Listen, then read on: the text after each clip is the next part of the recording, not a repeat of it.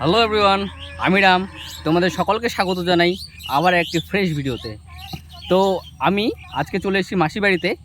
মাসি বাড়িতে একটা পুজো ছিল, ছোট্ট পুজো, বাড়ির পুজো। তো চলো তোমাদেরকে দেখাবো মাসি বাড়িতে কী হচ্ছে না হচ্ছে। তো চলো গাইস, সাথে থাকো, ভিডিওতে দেখতে থাকো। পল্লব ভাই আছে, এটা মানে ছোটো মাসির ছেলে আর কি। পল্লব ভাই আছে, আর ওদের বিবেক ভাই আছে, বিবেক ভাই, দীপঙ্কর ভাই সবাই আছে। ওরা একটা কাজ করছে গাইস। তো চলো তোমরা একবার এখানকার ভিউটা দেখো গাইস। এই যে আকাশটা দেখো গাইস, কত না সুন্দর লাগছে।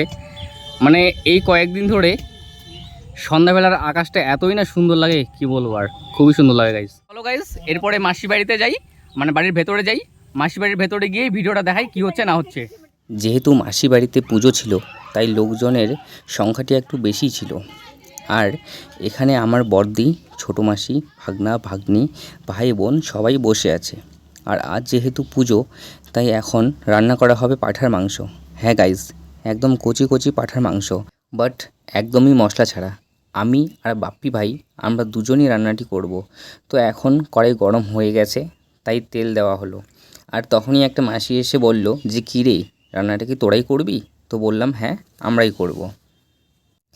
আর এখানে মাংসটা একদম ভালোভাবে ধুয়ে পরিষ্কার করে একটা বড় গামলার মধ্যে রাখা ছিল।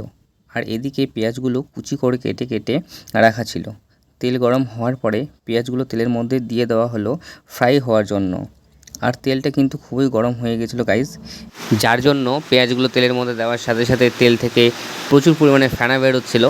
আর এখানে পেঁয়াজের পরিমাণটা একটু বেশিই ছিল, তাই ফ্রাই হতেও প্রায় অনেকটাই সময় লেগে যাবে। আর যদিও মাসি আমাদের বলেছিল যে অতগুলো পেঁয়াজ না দিলেও হবে, তবুও আমরা দিয়ে দিয়েছি। তো চলো এখন পেঁয়াজগুলো ফ্রাই করে নেওয়া যাক। তেলটা গরম হওয়ার পরে আগে আমাদেরকে তেজপাতাটা দিতে হতো, তারপরে পেঁয়াজগুলো দিতে হতো। বাট আমরা তেজপাতাটা দিতে তখন ভুলে গিয়েছি, তাই মাসি পরে এসে তেজপাতাগুলো দিল। আর এখন আপাতত বাপি ভাই পেঁয়াজগুলো ফ্রাই করছে। আর বলতে না বলতে পেঁয়াজও ফ্রাই হয়ে গেছে। আর যেহেতু মাংসটা একটা বড় পাত্রের মধ্যে রাখা আছে, তাই মাসি অল্প অল্প করে সেগুলো কড়াইয়ের মধ্যে তুলে দিচ্ছিল। আর মাসি আমাদের হেল্প করছিল, কারণ আমি ভিডিও করছিলাম তাই। যেহেতু আমরা মশলা ছাড়াই রান্নাটি করব, তাই শুধুমাত্র পেঁয়াজগুলো ফ্রাই করার পরেই মাংসটা দিয়ে দেওয়া হলো। এরপর দিয়ে দেওয়া হলো হলুদ গুঁড়ো, আর হলুদ গুঁড়োটাও মাসিই দিল। আর গামলার মধ্যে কিন্তু অনেকটা মাংস ছিল গাইস, বাট সেখান থেকে আমরা শুধু অর্ধেকটা মাংস রান্না করব, আর বাকিটুকু মাংস রান্না করবে মাসিরাই। হলুদ কম হয়ে গিয়েছিল, তাই মাসি কিছুক্ষণ পরে আর একটু হলুদ দিয়ে দিল। এরপরেই দিয়ে দেওয়া হলো স্বাদ মতো লবণ, লবণটাও মাসিই দিল। তো এখন আমরা মাংসটা কষতে থাকি, আর তোমরাও ভিডিওটা দেখতে থাকো গাইস। আর বাড়িতে কিন্তু রান্না করার মতো অনেকেই ছিল গাইস, বাট বাপি ভাই আর আমি বলছি যে না, রান্নাটা আমরাই করব, দেখি কেমন হয়, টেস্টি হয় কি না। যদিও এর আগে বহুবার রান্না করা হয়ে গেছে, বাড়িতে বাপি ভাইও মাঝে মাঝে রান্না করে, আর আমাকে তো মাঝে মাঝে রান্না করতেই হয়, তাই বলতে পারো মোটামুটি রান্নার ব্যাপারে জানাই আছে। আর মাসিরাও যেহেতু সে বিষয়টা জানে, তাই আমরা রান্না করতে চাওয়াতে মাসিরা একবারও না বলেনি। আর এরপরে দেওয়া হলো আদা রসুনের পেস্ট। যেহেতু আমরা কোনো মশলাই ইউজ করব না, তাই আদা রসুনের পেস্টটা একটু পরিমাণে বেশিই দিব। আর তোমরা দেখো মাংস থেকে প্রায় অনেকটাই জল বেরোয়েছে। আর আদা রসুনের পেস্টটা দেওয়ার পরেও আমরা মাংসটাকে প্রায় অনেকক্ষণ ধরেই কষবো। আপাতত বাপি ভাই রান্নাটা করছে। আর আমরা যে জায়গাটাতে রান্না করছি সেটা ছোটো মেসোর বাড়ি। ছোটো মেসো বলতে মেসোর যে ভাই, অ্যাকচুয়ালি সবসময় কাকু কাকু করে বলি, তো তাই কাকু বলে অভ্যস্ত, অনেকে ছোটো মেসো বলে, তাই আর কি। আর এখানে দেখো ওই যে ঠাকুরগুলো, আর পাশেই যে নতুন বাড়িটা তুলছে, এটা হচ্ছে কাকুই তুলছে বাড়িটা, বাট এখনও কমপ্লিট হয়নি। আর এখানে দুটো দাদু বসে আছে, তোমরা দেখতে পাচ্ছ। একটা দাদু হচ্ছে মেসোর বাবা, আর একটা হচ্ছে মেসোর পিসেমশাই। দুটো দাদুই বসেছিল এখানে, বসে গল্প করছিল।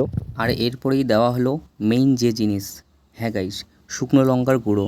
যেহেতু আমাদের রান্নাটা একদমই মশলা ছাড়া, তাই এই লঙ্কার গুঁড়োটাই কিন্তু মাংসের মধ্যে টেস্ট আর কালার দুটো নিয়ে আসবে, তাই একটু বেশি পরিমাণেই দেওয়া হলো। আর এবার কিন্তু খুন্তিটা আমার হাতে গাইস। হ্যাঁ, এবার আমি রান্না করছিলাম, আর বাপ্পি ভাই ভিডিও করছিল। আর তোমরা দেখো আস্তে আস্তে কিন্তু মাংসের মধ্যে কালার চলে আসছে, আর খুব সুন্দর একটা স্মেল বের হচ্ছে গাইজ। আর জাস্ট কালারটা দেখো একবার। আমরা রান্না করছি, আর আমাদের পেছনে দাঁড়িয়ে দাঁড়িয়ে বিবেক ভাই মাংস টেস্ট করছিল আর আমাদের রিভিউ দিচ্ছিল। আর তোমরা একবার জাস্ট মাংসের কালারটা দেখো গাইজ। আমি ভিডিওটা এডিট করছি, তাতেই তো আমার জিভে জল চলে আসছে, কি কী আর বলবো, এত টেস্টি। এই যে আমি আর বাপি ভাই রান্না করছি, রান্না প্রায় আমাদের হয়ে এলো। আর বাপি ভাই কিন্তু খুব ভালো রাঁধুনি গাইজ, খুব ভালো রান্না করে, প্রায় রান্না করে বাড়িতে। এই যে দেখো রান্না প্রায় কমপ্লিট।